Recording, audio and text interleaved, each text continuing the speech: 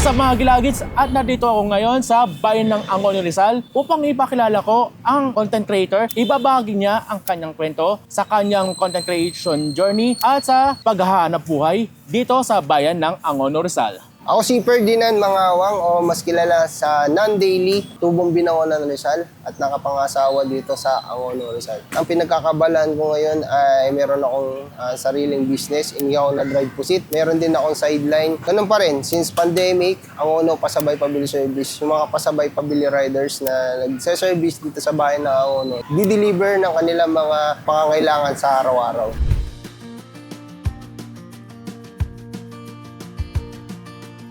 Siya si Kuya Enan, isang masipag na delivery rider na bawat biyahe ay alay sa kanyang pamilya. Pero alam nyo ba na kasabay na kanyang paghatid ng serbisyo ay ang pagbuo niya na sariling pangalan sa mundo ng content creation, isang rider, isang ama at isang inspirasyon. Paano nga ba nagsimula ang lahat?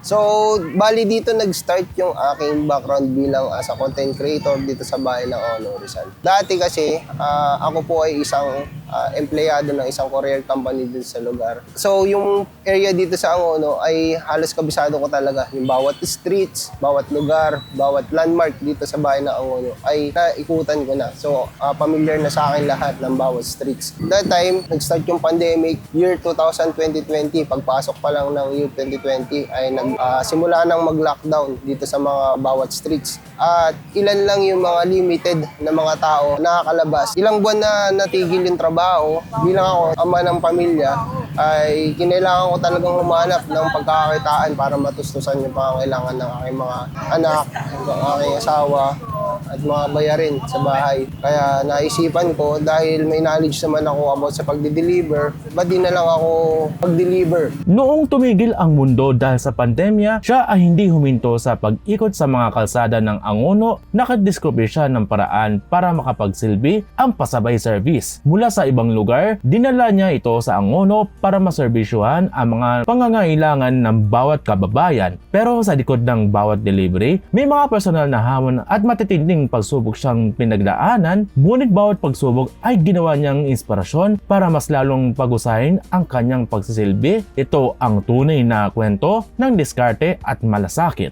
Sa una, medyo struggle dahil may rejection din talaga. Merong mga nauna sa akin dito nagbuo ng kagaya ng ganitong service, pero nung hindi ko pa binubuo to, sa kanila ako unang nag-apply bilang rider. So, hindi ko pa naiisip na magbuo ako ng sarili kong grupo. Dahil nga doon sa rejection, ay napilitan akong gumawa ng sarili kong grupo dito sa bahay ng Angono. Nakita ni Kuya Enan nang habang dumarami ang nagtitiwala, dumarami rin ang mga customers. Kaya naman, binuo niya ang kanyang grupo upang maging mas mabilis ang serbisyo para sa bawat kababayan sa Angono. So guys, ito yung mga uniform ko nung nagsisimula pa lang kami as pasabay rider dito sa Angono. Ito yung unang uniform namin. Kulay niya orange. Yan. Region siya ng red tsaka orange. Ito yung unang logo namin dito sa Angono Pasabay. Ah, yan. Oh, yan. Tapos, ito, pangalan ng anak ko yan. Yan yung unang nilagay ko. So, ayan, established since 2020. So, ayan yung start yung pandemic. Kaya, ito yung unang naging uniform namin. Itong design nito, ako din yung mismong gumawa. At na-produce ako nito siguro mga nasa 15 pieces ng gantong sleeve. Tapos ito yung sumunod na pangalawa na sleeve namin. Ayan. Produce ko to siguro mga year 2021 na siya. Tapos sa likod nito may Bible verse, mababasa mo sa likod. Oh, yun. So ito, dedicated ko naman yun para din sa mga customer natin na tinamaan ng sakit na COVID-19. So kung mababasa nyo, meaningful itong nakasulat. Oh, basahin natin. Wow, ganda. Ganda ng Bible verse. So, ito na mo. I will restore your health and I will heal your wounds, declared the Lord.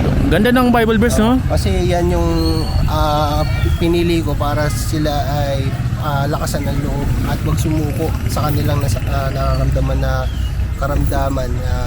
Sinasagupan nila yung sakit na COVID-19 that time. So, ayan, may mga nakakabasa nito ng mga customer natin at natutuwa sila pagka nababasa daw nila nito at hindi sila nawawalan ng pag-asa sa kanilang mga pagsubok sa buhay that time. Tapos itong ay yung pinakahuli na ating sleeve. So ito, may makikita kayong mga logo dito. Ayan yung mga store at mga tindahan na mga sumusuporta sa atin dito sa Angono. Yan, Luminescent Aesthetic. Siyempre yung Gupit Rizal, yung barbershop. ACN Home Massage. At ayan, marami pang iba na kasama dito na tumulong sa atin para ma-produce itong uniforme na ito. So ayan. Sa likod, Angono Pasabay Pabili. At ito yung bago natin logo sa Angono Pasabay. So ayan, nag-evolve na siya. So dati, ito yung logo natin. At ngayon, ito na yung ginagamit natin logo sa Angono Pasabay. So itong orange na to, may kasama siyang tube mask. Same lang yung tube mask. Tapos ito naman, ito partner din nito. Meron din Bible verse sa likod.